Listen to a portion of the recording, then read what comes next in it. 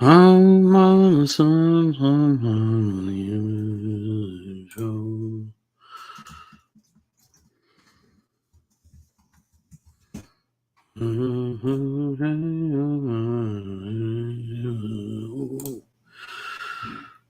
I'm on the sun, sometimes the images it shows. I can taste you on my lips and smell you in my clothes. Some of mine are cinnamon and sugary and softly spoken lies. You never know just how you look through other people's eyes.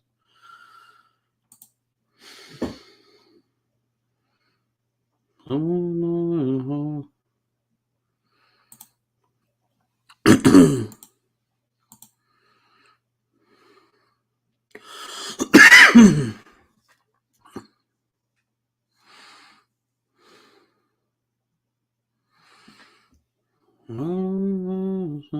sometimes in the images it shows. I can taste you on my lips and smell you in my clothes. Cinnamon and sugary and softly smoking lies.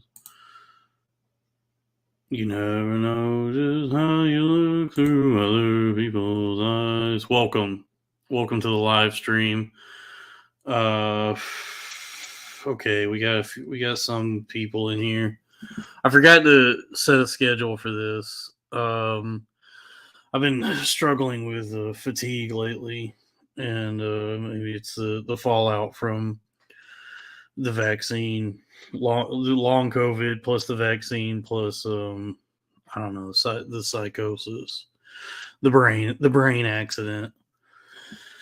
Uh, but how, but this is the live stream. This is we coming in live. This is where I hang out with the folks. This is like the closest thing I have to any sort of live performance at the moment. While I just exist as a phantom on the internet, a ghost in the machine, until I can be brought back into the corporeal realm. Um, who's in here? We got like four people in here. I'm new to this. I don't understand streaming. I've been studying it. I've been looking at the game tape, and it doesn't make any sense. To be honest with you, because like I make some like concerted effort to actually talk and be engaging and interesting and have like good deep ass thoughts, and that doesn't seem to be what people want or are interested in. They want to see whatever it is like Kai Sanat and Phantom do, which looks like a lot of damn horseplay. To be honest with you, it looks like a lot of just rowdy nonsense what those fellas are doing. I can't, like, I kind of came around on like Twitch streaming, seeing like the amount of people I actually like and respect getting into that, like getting into that game, like streaming video games. Like I kind of came around on like the entertainment value of it, especially as somebody who's like losing interest in actually playing video games myself. I can understand watching someone more adept at playing video games doing that. But to watch someone do that and also just offer no real commentary while they're doing it, and have like and just make like shrieking noises. And those are the best at it. Those are the guys that are like the best at live streaming. Is whatever Kai Sanat is doing. I guess maybe it's I've only read like 3 books, but they were 3 hefty books, and I guess it is like that like hyper real thing that Baudrillard talks about in Simulacra and Simulation, where like the fuck I'm bad at like articulating this kind of stuff, But this idea that like entertainment and real life and advertisements and like everything will just become like indistinguishable from one another. And so like what I guess like what people are drawn to now is just like this window into the life of just a guy playing Spider-Man, just sitting there playing Spider-Man for like 15 hours in a stream.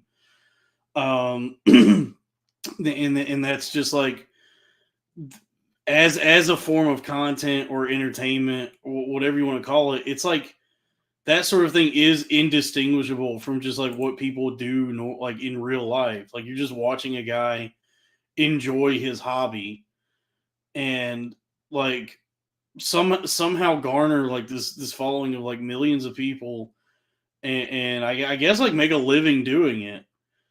And I wish I understood what the special sauce there is. Like why is it there's certain people who can just put a camera on themselves playing a fucking video game and that's what they do for a living, and then the rest of us got to go bag groceries at the Dollar General, you know.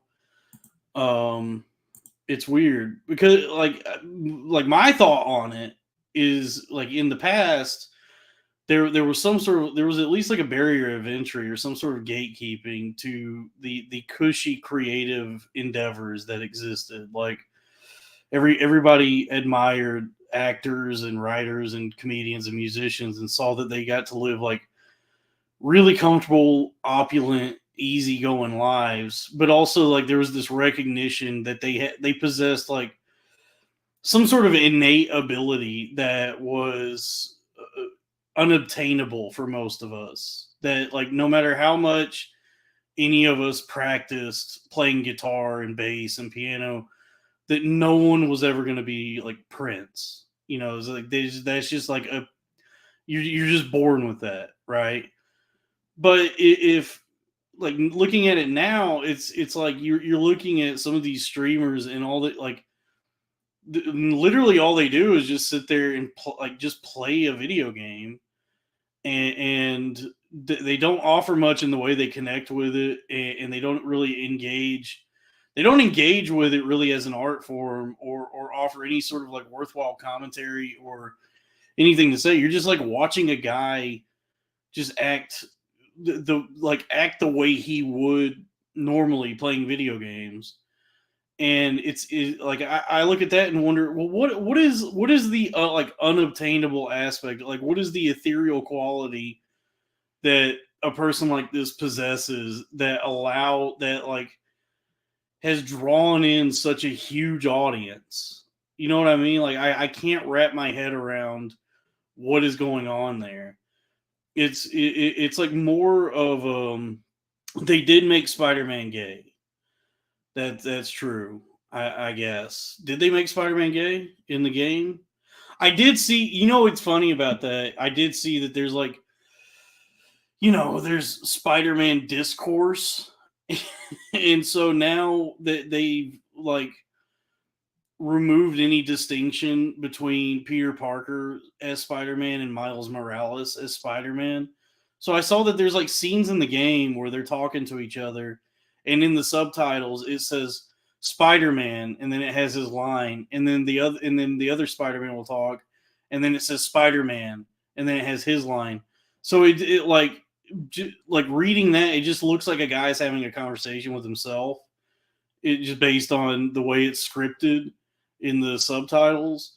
But I guess because like so many people caused this, like kicked up enough dust and caused enough of a stink to that Miles Morales is also Spider-Man, that they had to like in the game script it as, no, this is Spider-Man and this is Spider-Man.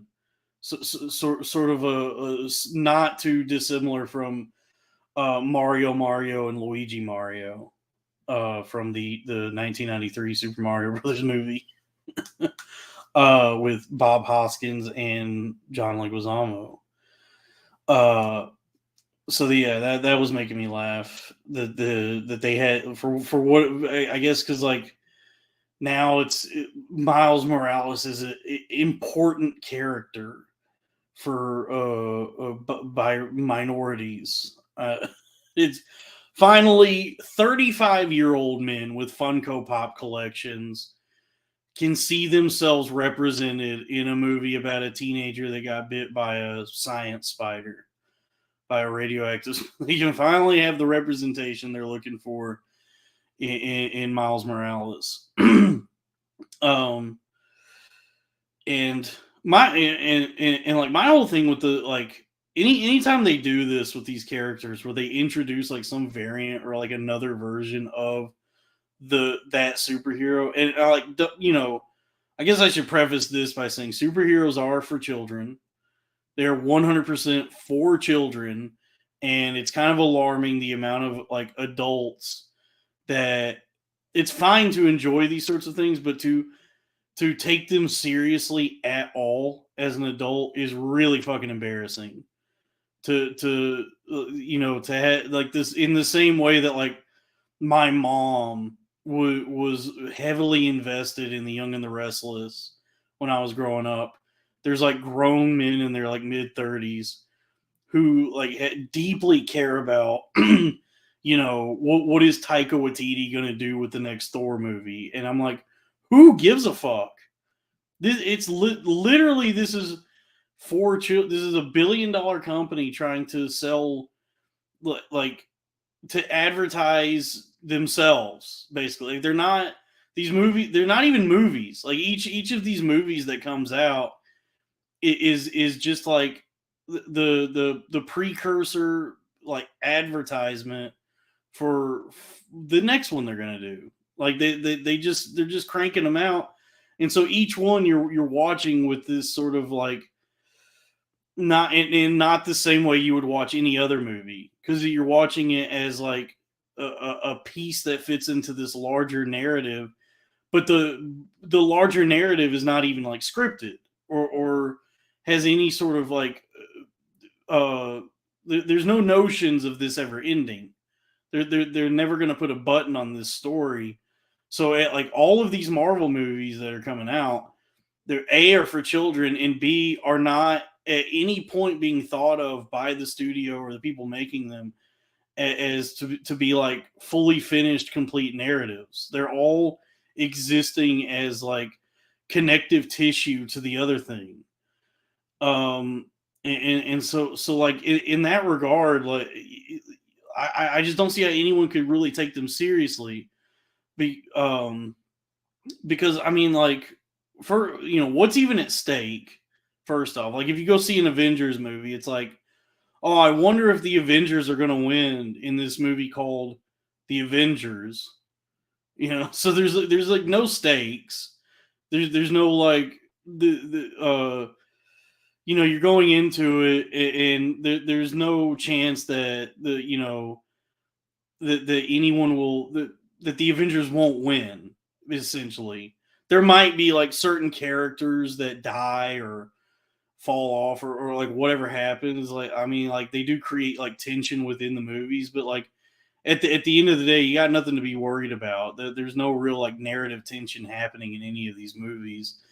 But and also each movie just exists as like another link in the chain of this larger like corporate movie factory that's just cranking these things out, and none of them, yeah, none of them really exist as like self-contained, worthwhile, fulfilling stories. They're not like, it's like pure glucose. It's just pure. It's like eating pixie sticks. Like if you just shovel pixie sticks into your mouth, you're never gonna feel full, and then your tongue is gonna have that weird film on it, and your teeth are gonna hurt, and then you're gonna get sick.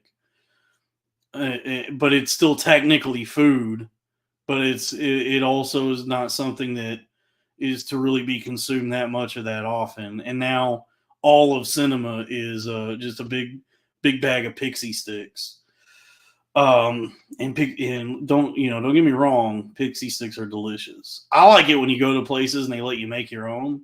When they got that big tower with all the different like levers you can pull to pour your own colored sugar into the thing. That's fun. I like candy stores. Did I see Killers of the Flower Moon? No, I don't think that movie should have been directed by a white man, and I will not see that story on the big screen until we get a version of it made by an actual Osage filmmaker, of which I'm not sure there are any. Uh, but no, I just haven't.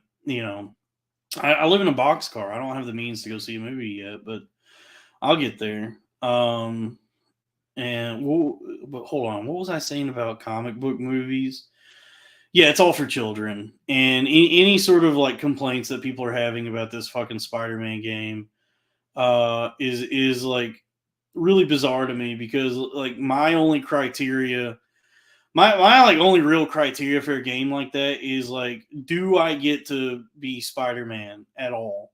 Do I get to swing around New York City? And it's like, okay, if that's in the game, then okay, I'm fine with like whatever else there is in this game. Like, that's it. I don't like if it. I saw something where there's like a side mission where you got to help some kid like be gay or something. Like he asks you to help him ask out another guy at his high school to go to homecoming, and everyone's like, Spider-Man's gone woke, and the whole woke thing is very stupid to me. No matter what, like anybody that decries the woke mind virus sounds like a fucking idiot. But the real issue is why that's not really Spider-Man's job necessarily.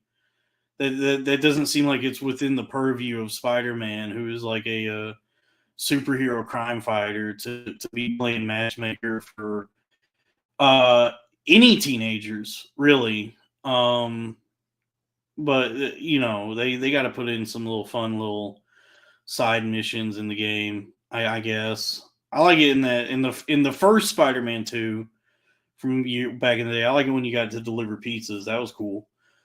Yeah,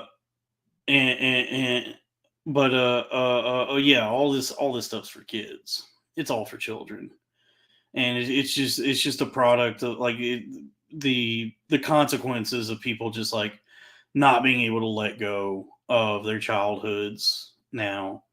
Everybody's like clinging to the things that made them happy when they were kids, and don't realize that they're living in like simulated fantasies in which they are, adults, but still trying to act as though they're children, And far be it from me to, I criticize that because I see it in myself. I'm guilty of this. I'm definitely guilty of being a big old baby, but it is something I'm aware of as like a fucking problem, and especially with culture writ large, that so much of art and entertainment now that's being geared toward like everybody, children, adults, and everything, but like so much of like stuff that's being geared toward like an adult audience is like ostensibly for fucking children, um and that was always something I respected about Alan Moore. Was that like Alan Moore, who wrote Watchmen, was on top of that, and he always talked about how much he loves the medium of comic books, but how he feels as though the genre of superheroes, like the superhero stuff, is like a children's form of entertainment, and this idea of I think he's definitely more articulate and eloquent than I am, so I'm gonna bastardize what he said, but he said something to the effect of like this idea of these like this like very small percentage of people, like very, very few people, who acquire this like almost like supernatural or like who acquire superpower, who have superpowers, who exist in like a realm beyond regular humans, who take it upon themselves to act as the protectors of the human race, and to always try to like save the day, and act as sort of like a governing body for the earth itself. That the like that sort of idea is inherently fascist. That this fantasy that people have of like, Superman, who's like the most powerful like being that's ever existed on Earth, who were he so inclined, could destroy the entire planet at a moment's notice, and who is like giving himself full license and autonomy to be like the de facto like protector of Earth. It's an interesting way to think about it, because it does kind of put him like the way he's always at odds with Lex Luthor. It's like, well, they're like, those two have like more in common than they realize at that point, because you're talking about like a billionaire like capitalist versus a literal fucking god. That they exist in the same class, then like they exist in like the same class, and they're different from the rest of us, so they have like more in common than like Superman has in common with anyone else. And so there is like this spiritually, it is like a fascist ideal that there would be just like this, these like very few amount of people that take care of things for us. And I don't read theory or anything like that at all. I would never say I'm a Marxist or a socialist. It's interesting when when you hear a perspective like that. It is like a, it's like, I never thought of it that way, I guess is what I'm getting at. What did you say? Disney is comfort food for Prozac zombies. Yeah. Yeah, I agree with that. It is. It's like, it's not even comfort food anymore. It's like literally junk food now. Like, if I were to think of like comfort food, it would be like the shit that I ate growing up that was, not necessarily the most nutritious food, but still was made with love and care by like my grandma. Just, like a lot of like fried gizzards and livers, and turnip greens, and fried green tomatoes and black eyed peas. Big pitcher of sweet tea. A big meal like that, like that's comfort food, and it's not necessarily like the healthiest meal, and it's going to make you real fucking sleepy, but damn, it'll make you feel good while you're eating it. And that's that's sort of what Disney used to be honest with you. Like there was a lot of charm, and a lot of like care and love and attention that went into those movies when I was a child, where, if you like going to the theater to see like Lion King as a child, or Aladdin, or any of these movies at that time, the way those movies were animated, and the voice acting, and like the musical numbers, they really did pop. Like they were fun, like great, like they were great movies for like kids at that time, and they just had a lot of heart and charm to them. And I think a lot of people my age and maybe older now like look back on that time in Disney with like a lot of fondness and a lot of nostalgia, and that's why you have like so many Disney adults,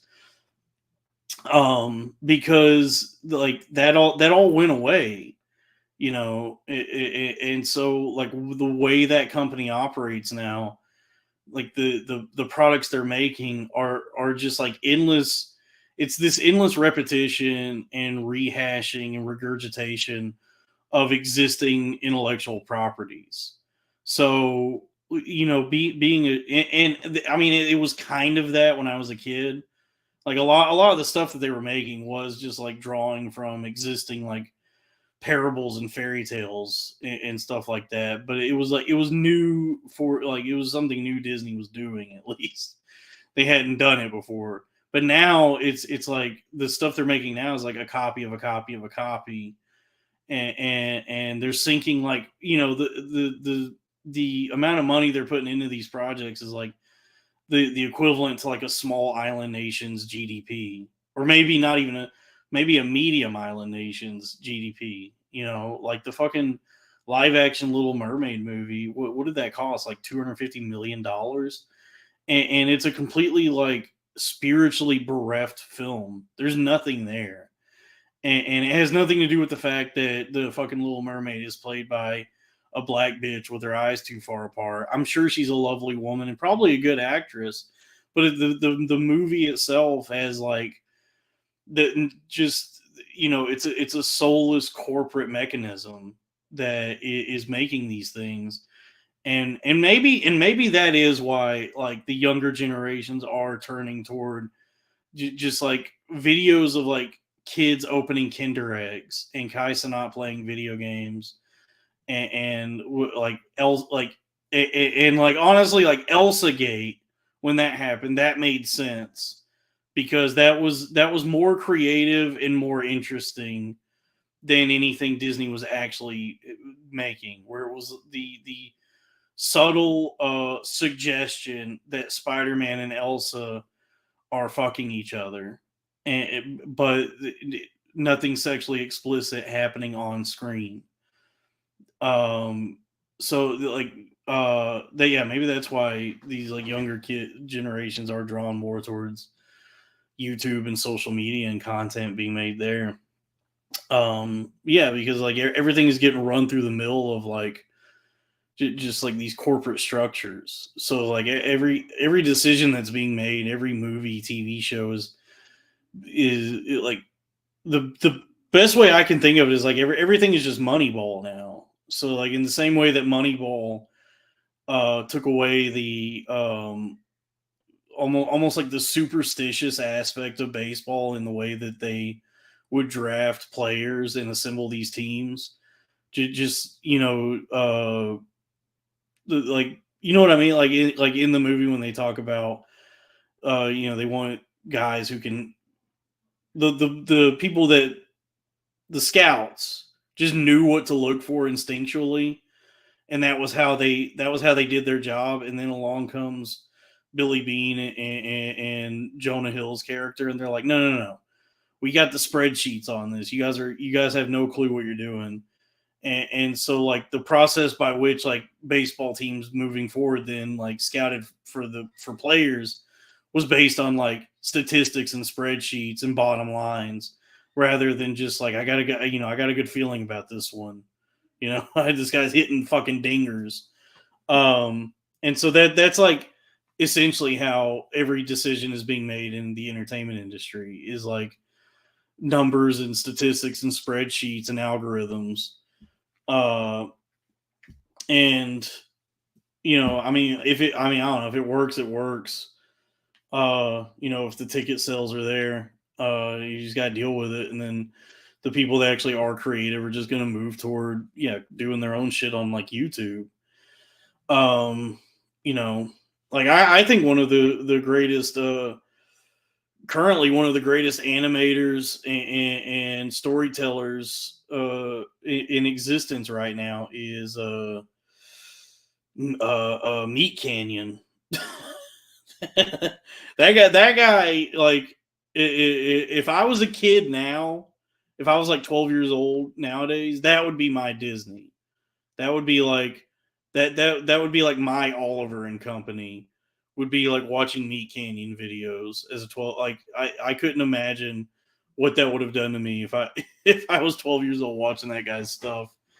But I could definitely see that being something I'd be drawn to as a kid. I'm drawn to it now as an adult.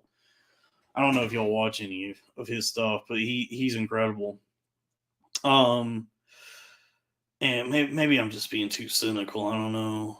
What's going on in the chat? They should do a live action Pocahontas with Ice Spice. Sure. I mean, is she? She probably can't act. I don't even know if she can rap, to be honest. Like, I've never listened to any of her music. All I've seen is like her fucking ham hocks and her ass, and then her tongue like hanging out of her mouth in every fucking picture she takes. So I have no idea what she sounds like, and she definitely does not get on my nerves as much as like Sexy Red. I'll tell you that much. I find Ice Spice to be exponentially more palatable just as a public figure than Sexy Red, who like in any other world would just be like the same kind of woman patting her weave at the fucking bodega while she screams at the Habibi for not taking her EBT card.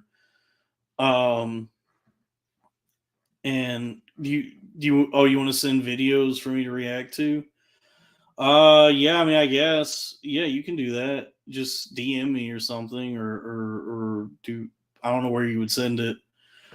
What do you want me to watch them here? I guess I don't know. The reaction video is an art form. I gotta have the time to sit down with it and really drink it in. But yeah, I mean, yeah, just shoot a DM at me with videos you want me to react to. um, and what else we got? What else we got going? Oh, they baked a baby in an oven. They baked a baby in an oven. They baked a baby in an oven. Now is not the time for a ceasefire, you baby killing ghoul fucking asshole. What is what is going on with the propaganda wing of the state of Israel that every day there seems to have been like some new method that Palestinians have utilized to kill babies. First there were 40 babies that were beheaded, and then now it's like they baked the baby in an oven, and then what's next? They're gonna put a baby in the Instant Pot, put a baby in the air fryer. They hey, it's Vince Offer here, and I'm here to show you how to dice up a baby with the slap chop. Dude, I had that same thought. They be seasoning the baby. Why these white people not be seasoning their babies? Gotta wash your damn baby before you cook it. Wash the damn baby before you cook the baby. Yeah. Yeah, it's every day that the like there hasn't been any like real in terms of like the information that's coming in. There's been no real consistency with anything that the Israeli like I guess like the pro Israel like Zionist people, like the information that they're putting out there in terms of what's going on. There's been no real consistency with their message. It's like each day is some like new wild fucking claim that they're making that like, and it may or may not be true, but it's like there's a fucking like Hamas base underground, like underneath a hospital, like the fucking like Pizzagate hospital for the Hamas base, and then the 40 babies, they put a baby in the oven. Like there's all this like wild shit that they're throwing at the wall every day. And then like on the Palestinian side of things, it seems to just literally be like, hey, can you guys like just please let us like live without like the fucking boot of your country pressed on our fucking necks? And I'm not I'm no Norman Finkelstein. I'm not qualified to necessarily speak on all this stuff. It's just like what I've noticed is there's this like crazy fucking hysteria with like Israel and the Israelis, and then like there at least seems to be like more consistency with the messaging of whatever the like Palestinians are posting. But at the end of the day, who knows? How does this affect me personally? Mighty good Rizzler tonight. I don't know what that means. Maybe I do. Like what Riz is in charisma, risen her up, risen the baby Gronk. Yeah, I guess I get it. I love seeing like my generation act as befuddled about younger kids slang the same as like any generation prior, despite the fact that the internet exists. Like older generations back in the day, like these new language would start happening, and they would always have this like their attitude toward it was like, I just don't understand what any of these kids are saying now, and it might as well be Greek to me. And like to a degree, it makes sense that they are sort of like denied access to that language, like the language of the youth. But for like millennials, anyone at like after the millennials and after, if you see something like sticking out your yacht for the Rizzler and don't know what it means, like any sort of attempt to feign ignorance is just taking pride in being ignorant as to what the zeitgeist of the youth is, because you could just type in Google or even ask GPT what does sticking out your yacht for the Rizzler means. What does that mean? And you can find that information in like a minute. So that like that you were not denied the what these things are any longer. And at any moment you could enlighten yourself as to the parlance of the youth, but you choose not to, because like every generation, once you hit a certain age, there is a pride in ignorance. It's a point of pride to be oblivious to what's going on in the world for some reason, to have no conception or idea of like what's actually like what's popular or what's happening, and to remain frozen in amber in the decades in which you were a teenager and young adult, and to act as though Nirvana is still the coolest band on earth. Lane, that's gay, by the way. That's very gay. Get with the fucking times. Would I trust Joe Gorman in the trenches? I didn't even trust Joe Gorman in a fucking podcast studio. So no. Yeah, he would be goofing and doing bits the whole time and trying to get my ass killed. Which I think is like maybe his ultimate goal when we were doing the podcast was to possibly get me to like kill myself or hurt myself in some way. Because every plea that I made for him to like ease up on what the shtick or the rude things he would say to me was met with him just doubling down on all of it. And it's I don't know, you're supposed to have a sort of thick skin, I guess, when you're hanging around a bunch of comedians, but also if somebody like I don't know, if somebody's like constantly getting under your skin, it like at a certain point I think it's okay to like ask them to like knock it the fuck off. But no, you got it, because I guess everybody. I could be wrong about this, but I feel like a lot of people in the realm of comedy are all trying to like Patrice each other. Like they're all trying to be like some version of that like tough crowd generation of people, and like not acknowledging the fact that like everybody's just walking around with hurt feelings and paranoid and wondering why no one likes them because they're all trying to be like tough ball busters, but we're all sensitive now. We're all on Prozac these days. So what is this? Oh, Zach Amico's watching Hubie Halloween. Nice. Yeah. I mean, what is emotional maturity? Is it?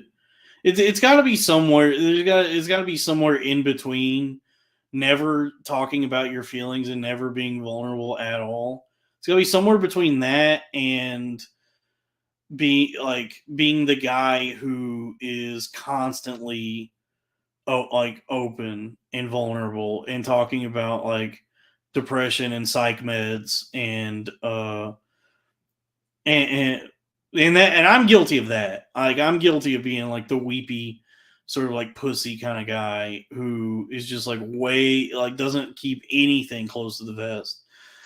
And so I think there's like a happy medium. I think there's like a good sort of like like maybe like like a Jeff Bridges sort of equilibrium you can find where like if you watch like Jeff Bridges in interviews, he's still the cowboy from Malibu, which at some point in his life he decided to just become Rooster Cogburn.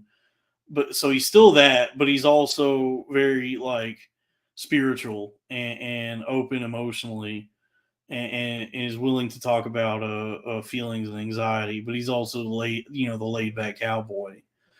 Um, so yeah, he's like a good example of what I'm talking about. Somewhere between Clint Eastwood and who would be who's gay? Who's the gay guy that talks about his feelings too much? Somewhere between like Clint Eastwood and Chris Gethard lies Jeff Bridges, if that makes any sense. Why does Joe Gorman suck off Louis J. Gomez so much? I guess because like with Joe and a lot of people, a lot of people in that scene, Lewis is their only real lifeline to the idea of actually having a career. You know what I mean? Like Lewis is a wonderful community builder and offers a lot of opportunities to a lot of people. But then also for a lot of those same people that like it's also the only opportunity they're getting. And so to them, they all want to suck up to Lewis and treat it as though like because it's their only connection to anything like resembling industry, like the business in any way that's my only guess. Because it's like everyone's a lot of people are like relying on other people to like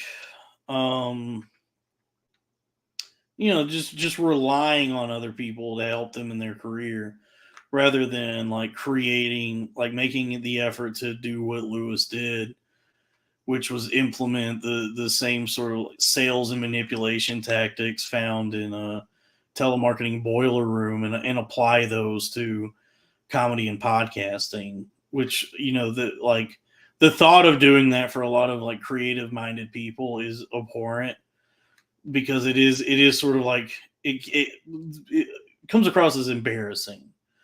Like it's not necessarily like artistic to be a salesman when you're trying to be a comedian, but the reality is like all that shit works.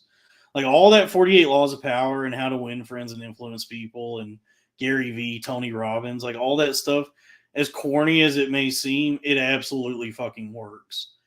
And so like to implement to pursue anything creatively or have any sort of like dreams of like creating something for yourself in the realm of internet radio then you do sort of have to utilize marketing and sales tactics and just like be like a fucking machine about it. Have the same like sort of work ethic and philosophy as calling 700 people in a day to try and get them to invest in shares of an oil drilling operation in the Sabine Parish of Louisiana, which is a telemarketing job I had years ago.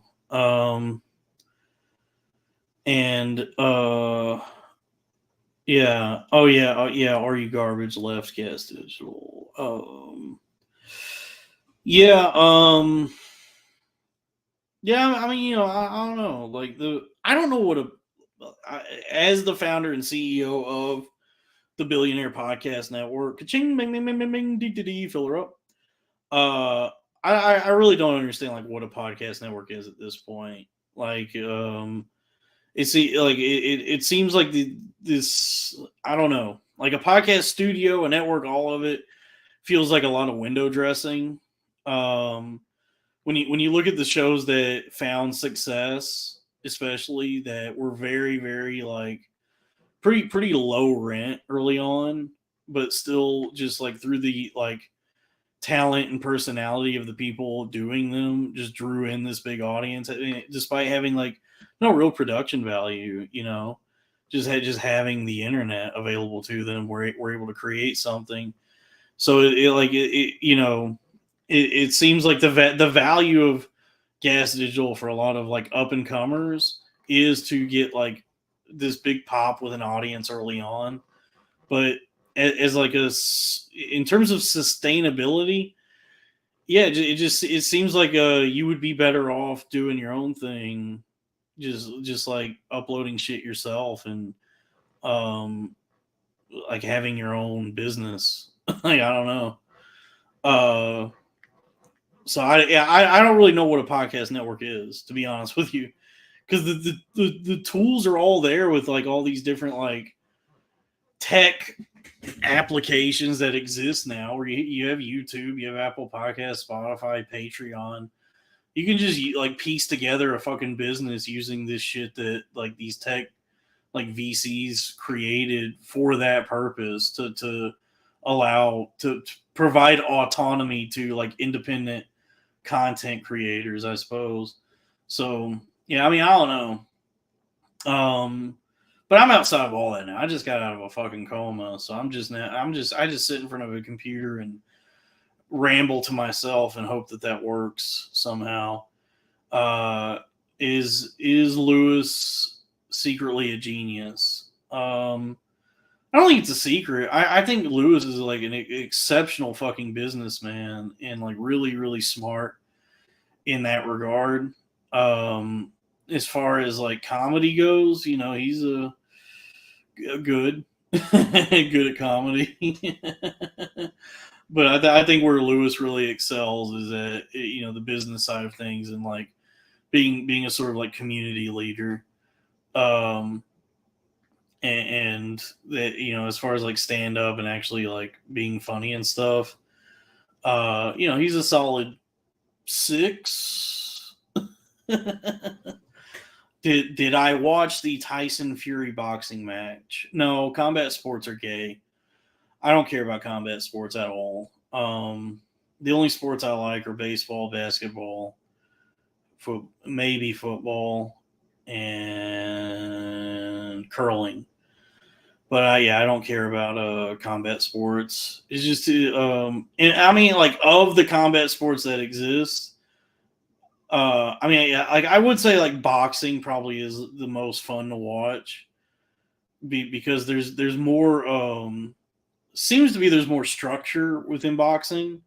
Like there's parameters on it that don't exist in MMA. So boxing feels more like you're watching like two guys trying to actually play like do a sport, whereas like MMA just looks like sloppy fucking like street fighting.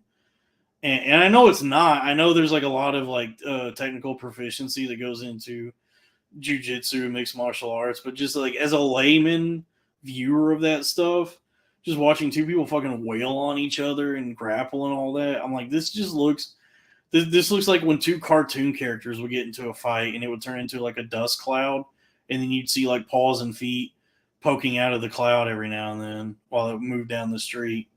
That's what MMA reminds me of. um, you started your own business as a bail bondsman. Is this actually war mode? Is this the two fellas or one of the two fellas? I don't know. Um, how do we get on the Billionaire Podcast Network? Oh, okay. Here we go. We talk about this on this week's episode actually, and I'll promote this now. This is something great we came up with. So, if you subscribe to the Patreon, patreon.com/cornfield Dalton Pruitt, if you subscribe to the $25 tier, that will get you the Fraternal Order of Corn-Fed decal after 3 months of having been subscribed. And it will also, you can also send me a list of your enemies, and I will call for a jihad upon them on the show, or make a separate recording to upload. And then also, this is what we found out. This is the idea we came up with that we are offering unto you, the audience. If you subscribe to that tier and receive the decal after 3 months, and are so inclined, would like to, you can reach out to us, and you can be a guest on the program. We will send you a Zoom invite, and you can Zoom into the show, and you will be featured on a full episode, or whatever time would be comfortable for you, however much time you want to do. You'll be featured on the program as a guest. And that's after 3 months of having been subscribed to the $25 tier. And so you get the decal, you get the jihad, and you get to be a guest on the show. So that is one way to be on the Billionaire Podcast Network. Other than that, if you want to be on the network, I guess you will.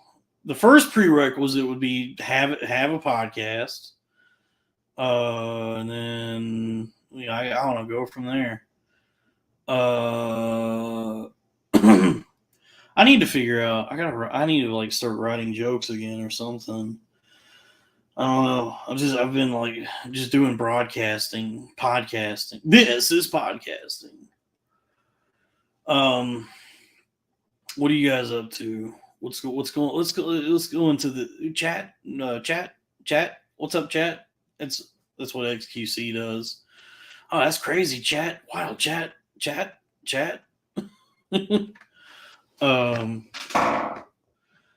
Thoughts on the Cumtown breakup? Yeah, I don't give a shit. That's just rich people doing rich people shit. I'm poor people doing poor people shit. Those two worlds don't meet. They don't interact. You want to buy the network? Not for sale, pal. Not for sale. This is the Billionaire Podcast Network. Ka-ching, bing, bing, bing, bing, dee, fill her up is my baby. You guys want to get into some news stories? Let's do maybe that could be the show. Streaming the news instead of video games. We do a fucking news streaming show, getting intellectual in this bitch, getting learned. I don't like this. I don't like that when you go to Google News, it says your briefing. Like I'm a fucking operative receiving a dossier. Let's see. Mass shootings in the U.S. leave at least 11 dead, 76 injured. Boring.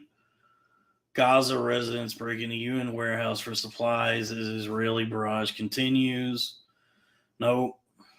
Mexico throws troops aid into Acapulco as hurricane death toll rises. Yeah, so what's going on with that? All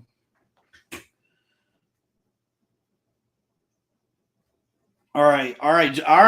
Joyful Flowers, get that out of here. Get that shit out of here. I don't like that.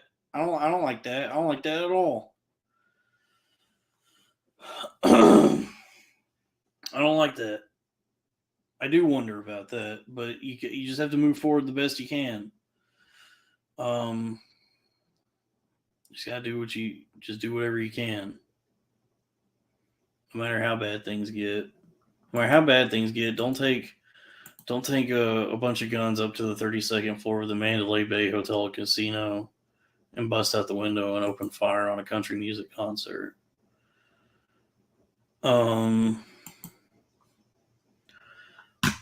Okay. But yeah, so what's going on with this hurricane in Mexico? It's all right. This man, I will be at the top of the mountain, Big Rock Candy Mountain. How good is that movie? Oh brother, where art thou? God damn, dude, those guys know how to make a film. The Coen brothers, the triple parentheses Coen brothers. And anyway, hold on. Let me pull myself out of my emotions. But apparently, so there was like a fucking like really devastating hurricane in Mexico. I just found out about this yesterday. That it is like, I guess, like wiped out Acapulco, and it's getting like no coverage because of the Jews. But yeah, it looks like. So what happened here? Hurricane Otis, uh, sitting on the dock of the bay. I am just a hurricane. Hurricane Otis ripped through Acapulco as a Category 5 storm on Wednesday, wrecking homes, hotels, and businesses with 165 mile per hour or 266 kilometers per hour winds, which downed power lines and communications, leaving the city of nearly 900,000 inhabitants incommunicado. Damn, dude. Looting broke out. Well, that's never acceptable. I don't care where you are, Mexico, the U.S., Flint, Michigan. It's never okay to loot. Even if a hurricane has left your town completely isolated from the rest of civilization. Looting broke out as food, water, and gasoline became scarce after the destruction caused by Otis, which the government on Sunday said had killed 48 people, with 6 people missing. The governor of the southern state of Guerrero, where Acapulco is located, earlier said 36 people were unaccounted for. A day earlier, the toll stood at 39 dead and 10 missing. President Andres Manuel Lopez Obrador said most of his cabinet was already in or headed for Acapulco, and that he would return there later on Sunday to lead recovery efforts as thousands of soldiers and police descended on the city. Oh shit. Hold on. Anyway, yeah, so Acapulco got fucked up, and nobody cares because of Israel and Palestine. The cost of damage could climb as high as $15 billion, according to estimates. I got this thing in me. It's a penis. No. I guess it's because of the way, like, my dad would always try to contextualize things, and like the way he would try, and I think a lot of parents do this to for their children, and this just seems to be the sort of like mentality of a lot of people in the country is this sort of the way that people try to offer you any sort of perspective in an attempt to like cheer you up or like allow you like to show you that you should have like gratitude or whatever, is like they'll always like whatever you're complaining about. My dad always did this where if I was like sad or was bitching about anything, he would always point out like some place in the world and let me know, like, you think you got it bad, look at Syria. They're getting blown up. They they baked a baby in the oven in Gaza. They don't have water or electricity. Every day is a fresh new hell in which the civilian population is not sure they will survive, and also not sure if they even want to, if their lives are to be endless suffering at the hands of an apartheid regime. So you think you got it bad? You think you got it bad, son? Look at what's going on over there. And so that was always like, the method that was used to try and cheer me up was to point out the unfathomable human suffering that exists in other parts of the world. And so, like, when I read something like this, where it says the cost of damage could climb as high as $15 billion, I just immediately think like, oh, you know what? I guess like financially, I'm not doing that bad. Like, I can bounce back. Like, if the you know, if the city of Acapulco is completely destroyed and people have lost everything, and the cumulative total amount that has been lost is upwards of $15 billion, then I can I can recover from my brain accident and that which was lost following that. Anyway, how about Derailed, the Dalton Pruitt story? No. I don't know how much of my identity I want it to be that I was like pursuing something and just kind of got hit with a life threatening mental health problem. I just would like to do what I can to rebuild and make more money than anybody's ever made doing podcasting. Or at least just be able to live a nice life and get my penis sucked by a woman a couple times. Does anybody miss Juuls? Juul, the vapes, because they they like outlawed the Juul, right? And through whatever weird legal proceedings or however that shit works, you can still buy like tons and tons of all these different disposable vapes. And what I'm realizing is the Juul never hit as good as the disposables. Like, the disposable vapes come in all kinds of cool, wacky flavors, and they hit better than the Juul. The Juul I always found to be a little harsh almost, or just not like as satisfying as a. What do I have here?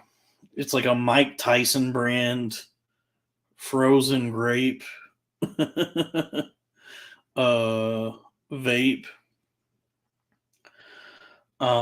Yeah.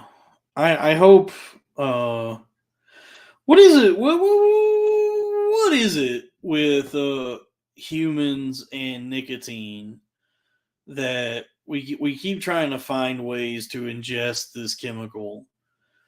This is a real fucking Joe Rogan ass thought. Jesus Christ.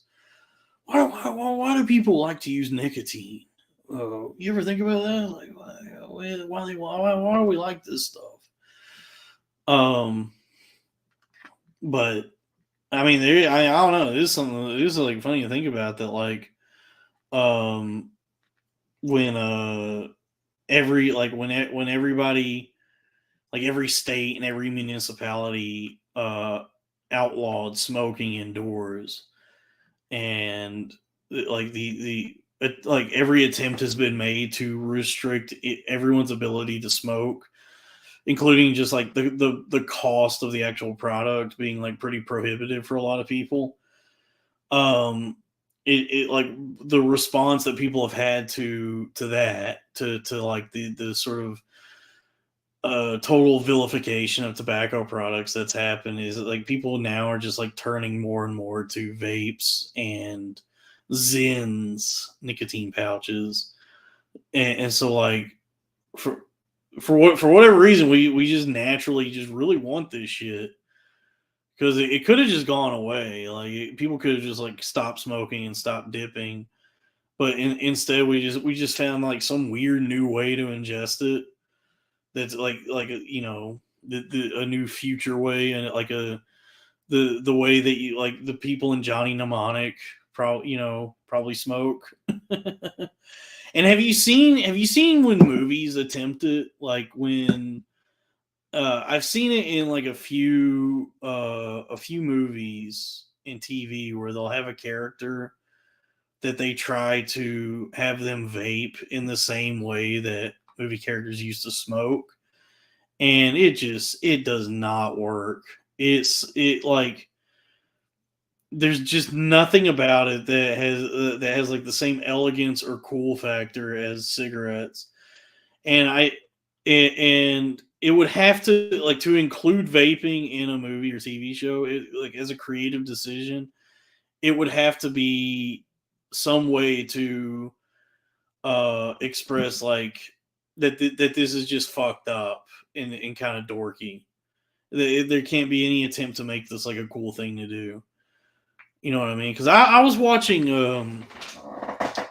There's that Brandon Cronenberg's movie that came out a few years ago. That movie Possessor, which I really enjoyed, has the main character has a vape, and he vapes throughout the movie, and there's a lot of emphasis. And I like this. I think this was like part of the sound design. Like I think this was intentional.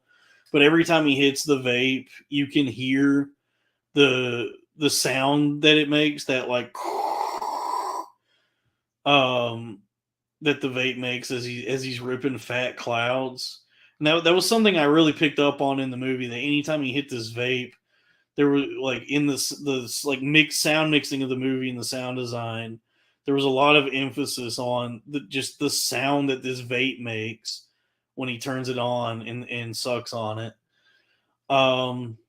What was he trying to say by doing that? I don't know. It might have just been like a cool, like an interesting sort of like Lynchian sound design choice in the way that like when you watch like a Lynch movie or Lynch TV show, you can hear like the buzzing of the fluorescent lights is very prominent, and the sort of like the okay, well, okay. Now that I'm thinking about it, I'm thinking out loud here. But now it does kind of make sense to include stuff like that in the sound, because it's that sort of element of like what the world just sounds like now.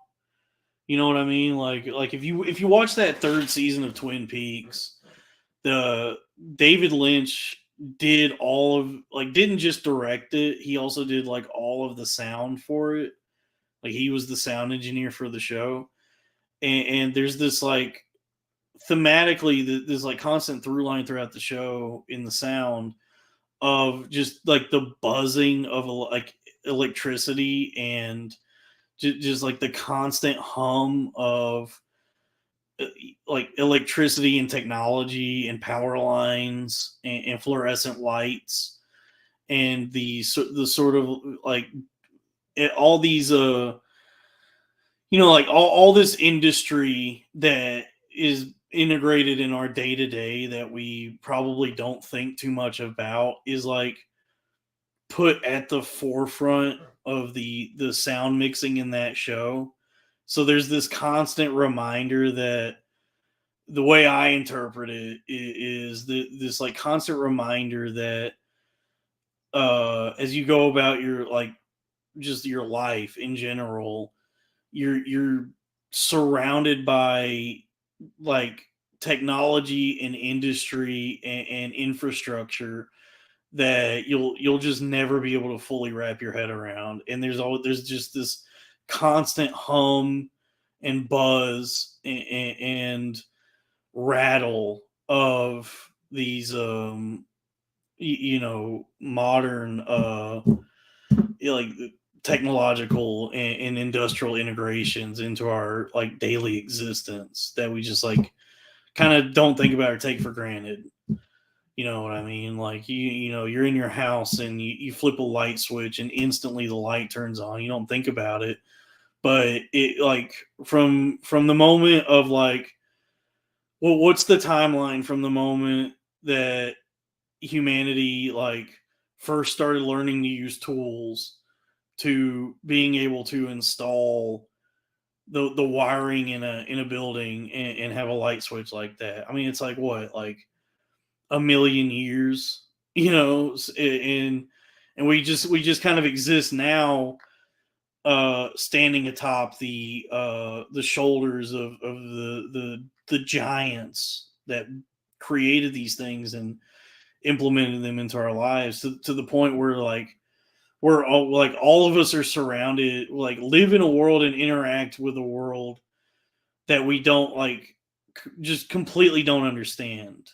And it takes like a lot of work and effort and a lot of knowledge to catch up and understand the way all these the intricacies of day-to-day industry and infrastructure actually operate. And but that would have to be your specialty. Otherwise you just accept that it's just part of life, but you kind of take it for granted, I guess, is the way I interpret that. You know what I mean? The Twin Peaks, I guess. I don't know. Does anybody have that? Does anybody else have that thought? Like, you go into a skyscraper and get into an elevator and go to the 60th floor. Do you ever just have that thought, how in the fuck did they do this? What? I don't even how does any of this work? Because I think about that in every building I go into. Just every building, I'm like, damn, dude, how they do this? How you build this? How you put the damn wires in the walls? I have a curious mind, but I'm too lazy to actually learn how the answers to any of these questions. Would I ever smoke weed? No, I never again. I used to, and that was part of my brain accident. What do you guys want to talk about? I'm just doing another fucking solo show here. Come on. That comes out Thursday. The solo show. Tuesday is the main show, and then Thursday's the solo show.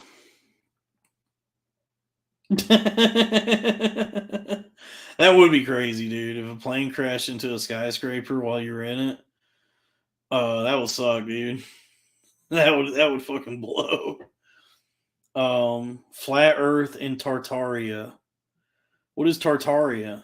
Isn't that when they give you a raw steak with an egg on it? Are nuclear bombs real? No, they're not. Are nukes real? I love that conspiracy theorists now are just truly the dumbest fucking people alive. There was an element of plausibility in conspiracy theories back in the day. If you read any of the Bill Cooper stuff or the old school conspiracy theorists, there was some element to it that was plausible and made sense in a way. But then when you have guys like Eddie Bravo or Owen Benjamin or Sam Tripoli, where to listen to those guys, it seems like where the direction they're headed in terms of the way they think about the world and conspiracy theories and the way they question the reality of so many things, they're going to get to a point. It just seems like they're headed to some weird, almost nirvana point where they just realize nothing is real. The greatest conspiracy of all is the self. The self does not exist. I do not exist. We are all one.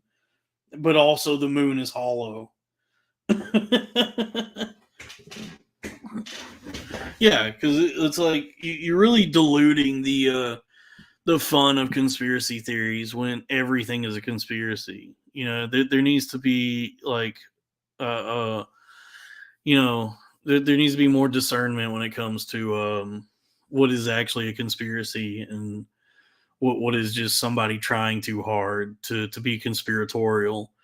And the argument that nuclear bombs are not real is absurd to me, when there's pretty hard evidence that they are, that in politically, ecologically, and if you look at the Bikini Atoll Islands, the U.S. government ran the fucking indigenous population off of those islands so that they could conduct nuclear testing there. And now it's like those islands are completely uninhabitable at this point because of that. And that's why it's not a fun conspiracy to say that nuclear bombs aren't real. The fun conspiracy is like knowing the history of the Bikini Atoll Islands. The fun conspiracy is that Bikini Bottom lies underneath those islands. And the reason that SpongeBob and Patrick and Mr. Krabs are all anthropomorphic talking sea creatures is due to the radiation from the nuclear testing. That's a fun conspiracy. Did I hear about the hockey player that died? No. I saw somebody mention something about like somebody got their throat slit with an ice skate. That blows. That guy took a fucking L on that one. What happened? So a hockey player. Let me look this up. Oh, it wasn't even in an NHL game. Oh, that sucks. Former NHL player dies after freak accident in English Hockey League game. Story by Cindy Boren. Adam Johnson, an American forward for the Nottingham Panthers of the English Elite Ice Hockey League, who previously played for the NHL's Pittsburgh Penguins, died Saturday after appearing to suffer a deep cut to his neck from a skate in what the team said was a freak accident. He was 29. The Panthers said in a statement Sunday that they were devastated to announce that Johnson had died after the accident, which occurred in a game against the Sheffield Steelers at Sheffield's Utilita Arena. The club will dearly miss him and will never, ever forget about. You know what? Now that I'm reading this, this is what Ted Lasso should have been. Is something like this. An American like coach or player goes to the UK to be part of like some UK professional sports league, and then a freak accident ends in the tragic death of one of the players, and then the rest of the show is the fallout from that.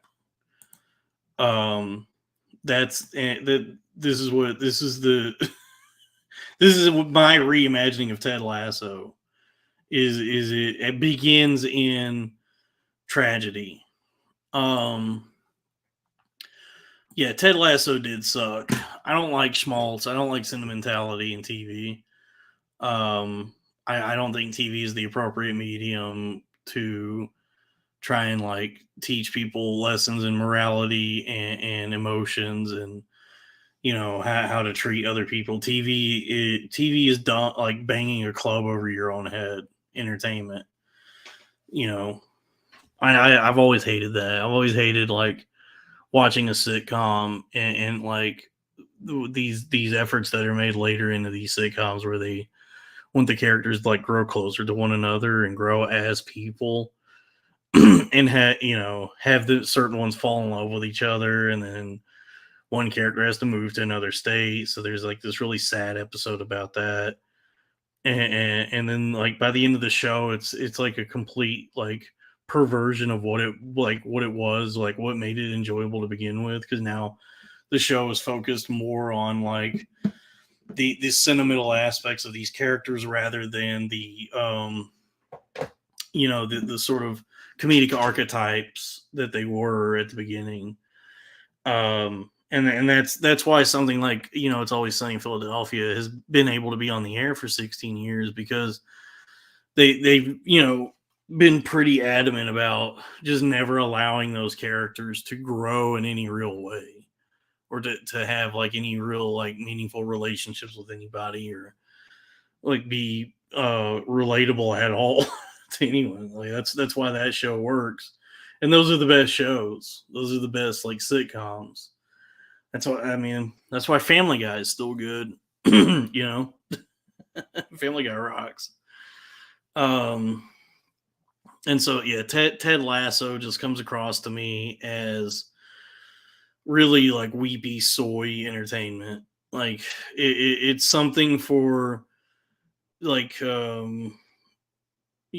like not particularly discerning, or uh uh it feels like it's made to make the viewer feel special. Like, if like watching Ted Lasso by the like some sort of like transitive property, you absorb the lessons within that show, and the growth and maturity that those characters experience. And like, by watching Ted Lasso, you then become a better person. It seems to be like what the show is trying to do for people, when it's like it's just a shitty TV show about soccer. Um yeah. Maybe I'm just a cynical retard. Like, I don't know.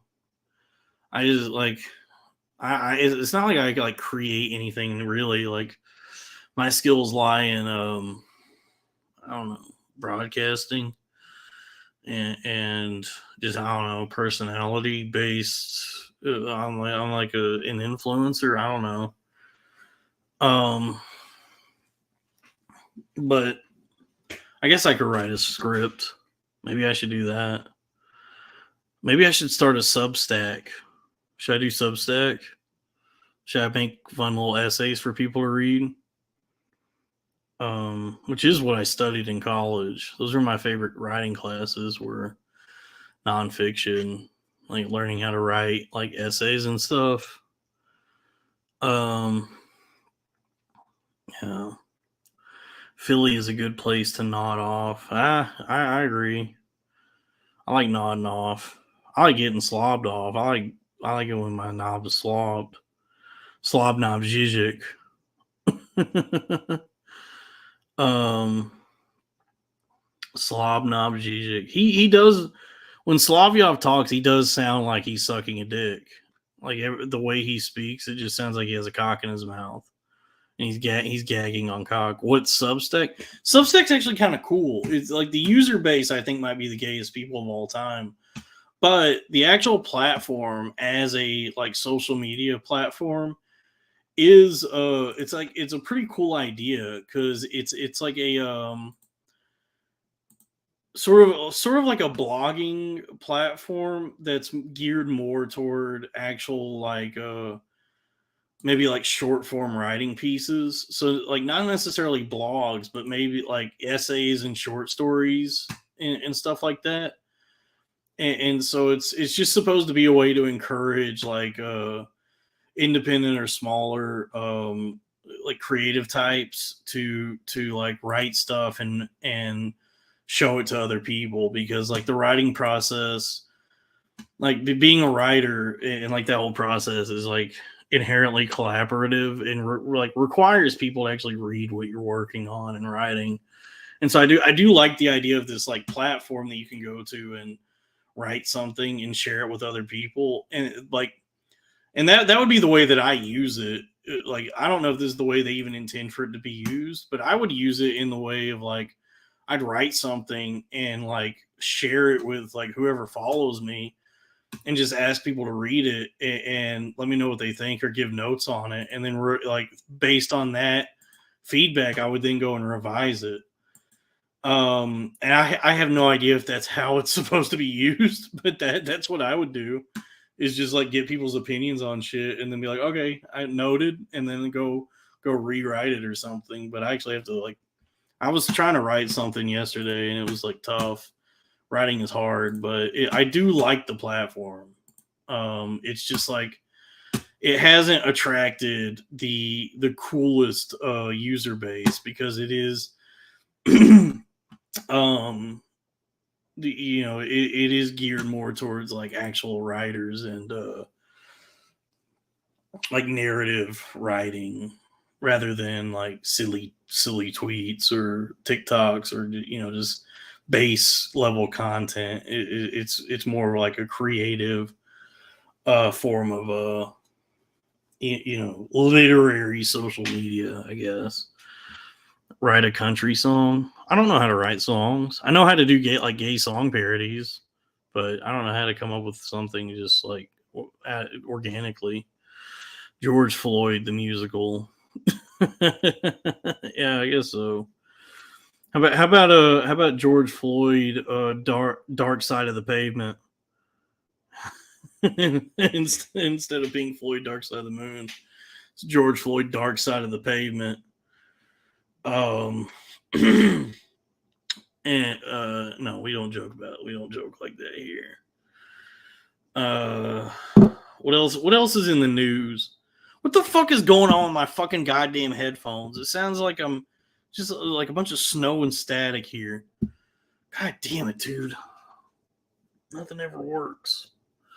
Nothing ever works. Just everything is just fucking meant to last like maybe 2 years, and they want you to buy a fucking new one. I don't ever want to have to get a fucking another new goddamn phone again. But the shit just like shits the bed anyway, and so yeah, I don't know. It's frustrated with everything. Oh god, what does this mean? Yeah, there's just, mentally I'm in Palestine right now. Yeah, I'm with you there, brother. I'm in my own private Palestine. My mind Palestine. My mind Palestine. East Palestine, Ohio. Whatever happened with that? Did that ever turn into like a Return of the Living Dead situation? Like all those chemicals like fell off that fucking train, and then cadavers were reanimated. Yeah. I guess nothing ever came of that, did it? I watched a movie recently. I watched like the first like half hour of Tales from the Hood 2, and that was fun. It's like they replace because the guy died from the first movie. What was that actor's name? He was the drug kingpin in Half Baked.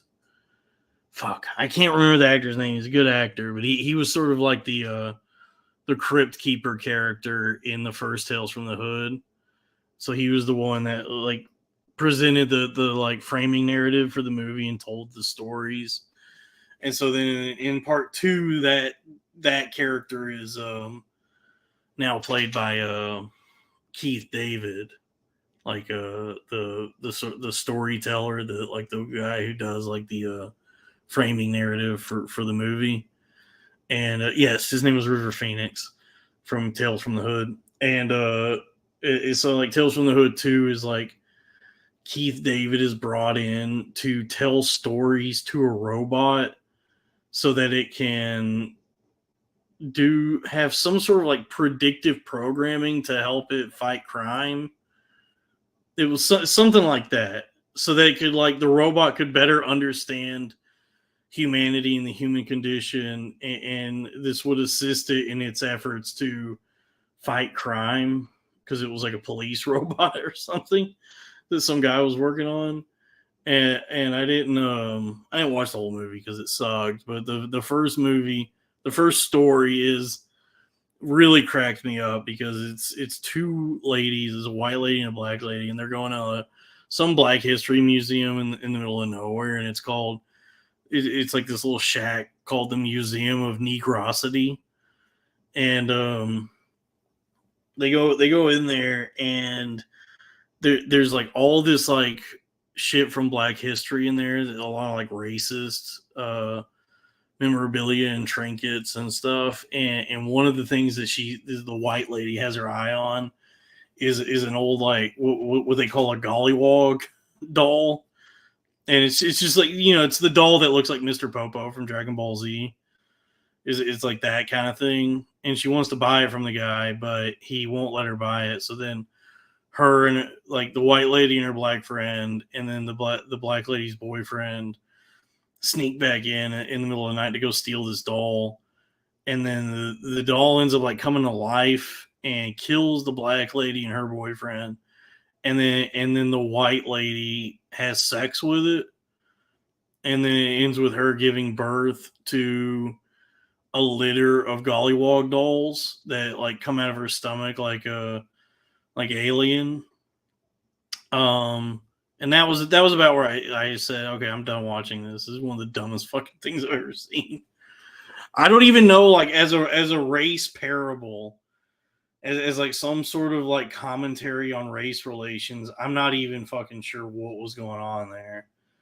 Like, I guess that like white women be fucking black men, having their babies, paying a cell phone bill. Like, I don't even know like what the commentary was there, but you know, the original yeah, I mean it was a fun little, it's on Tubi. Tubi being the greatest streaming service of all time. God damn it. Fucking, I gotta get more. How many YouTube subscribers do I have now? 726. Nice. We're inching ever closer to monetization. So spread the word about my YouTube channel so that I can monetize the channel. And then I can do Russell Brand hands. Oh, there we go. Here's the thing about Big Pharma. They won't prescribe you the pills. Whatever he sounds like. Damn. This has been what time is it? Oh shit, it's midnight. I gotta work in the morning. Thank you for telling everyone at the old folks home.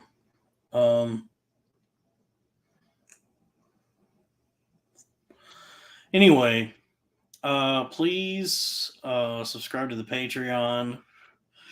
Patreon.com/cornfed with Dalton Pruitt.